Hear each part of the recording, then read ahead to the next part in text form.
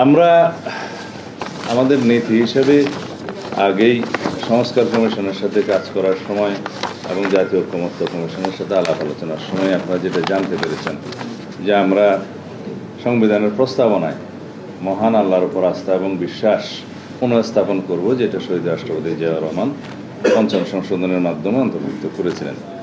এবং কোরআন সুন্নাহ বিরোধী কোনো আইন আমরা করব না, সেটা আমরা অনেক আগেই ঘোষণা দিয়েছি।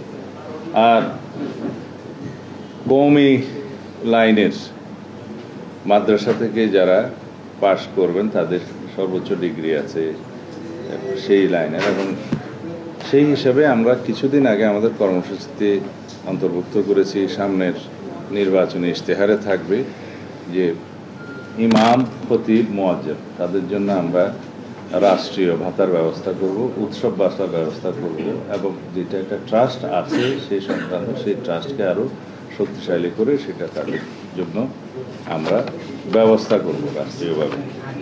এবং বিভিন্ন স্কুল, কলেজ, মাদ্রাসায় ধর্মশিক্ষক হিসাবে বিধি মোতাবেক নিয়োগের ক্ষেত্রে তাদের অগ্রাধিকার থাকবে অথবা বিবেচনা করা হবে। এগুলো আমরা আগেই বলেছি।